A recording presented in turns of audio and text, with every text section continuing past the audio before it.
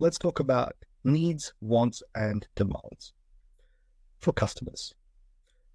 Basically, basically, needs are things that one cannot live without, right? So needs are fundamental to our survival. Air, water, food, shelter, absolutely basic things that we cannot live without. Now, of course, some people might even say the internet is a basic need as well. Maybe it is. Maybe it is. In some countries, actually, is considered part of fundamental human rights. Whereas wants, which is the next level up, wants are things that we can live without, as in we can survive, but it's something that we desire, right? I mean, we really, really, really want something. For example, right, a bottle of water. Bottle of water straight out of the tap, provided tap water is safe to drink, or filtered water is safe to drink. You can drink it. It's not going to cost you very much. It's very, very basic, but it'll do the job. Instead, you go, actually, no. I want something more than just basic filtered water. In case, like, for example, you might say, I want a bottled water from a rare stream in Scotland, bottled using the finest glass with Swarovski crystals on it, right? That becomes a want. You can live without a very expensive bottle of water, but you might just desire it. So that is the fundamental difference between needs and wants. The last one is demands. When we talk about customer or consumer demands, this is where things get interesting. Because as a business, this is realistically what we're trying to cater to. Think of it this way.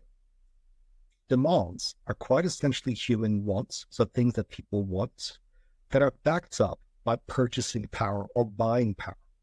Meaning, not only do people want it, but they can actually afford to buy it. So they have the money to buy it, so they can actually purchase it, which means we can create something that people not only want, but are willing to pay for.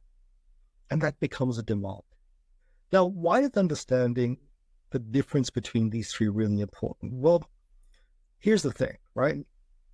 We may be looking at a particular market. Now, within this market, we're concentrating on segmenting it into different groups.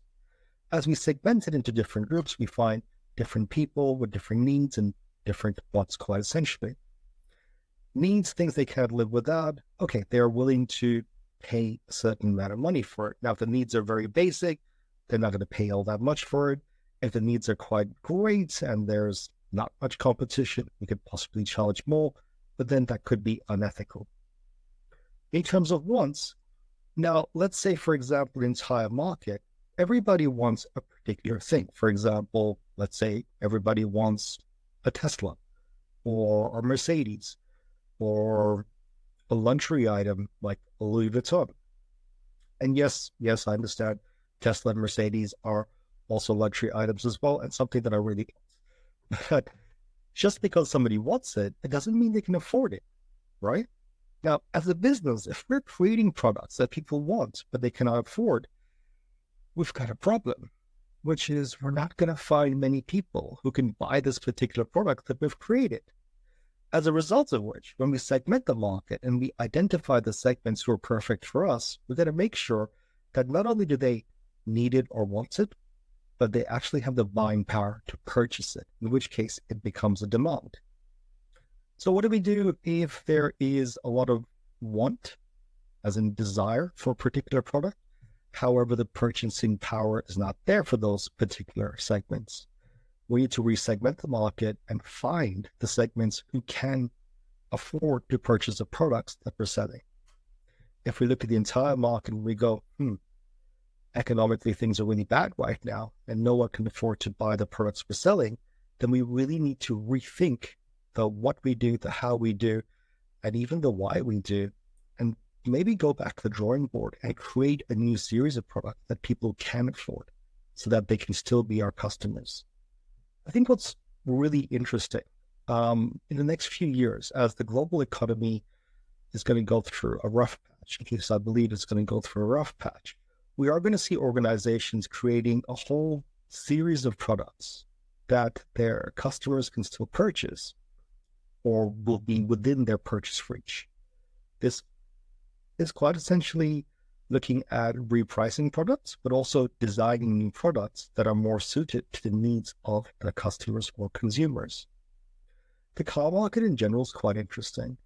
Before Tesla came along, people talked about electric cars for a very long time, but the demand wasn't really there, right? I mean, some would argue the need was, as in we needed an alternative to fossil fuel, quite essentially, or fossil fuel based vehicles, but the demand wasn't really there. Now, some people wanted it, but once again, didn't really have the purchasing power to build their own electric car, or well, there just really wasn't an adequate supply as such. Then when Tesla then launches their particular product in quite a big way, all of a sudden people went, "Oh, that's that's what I want. That's what I wanted for a very long time." So that's the one, right? But at the same time, with Tesla's pricing strategy, it's not a cheap car. It's pretty decent, right, for a pricing perspective. I mean, there's various models. There are cheaper models. There's more expensive models, but it's not a super cheap car.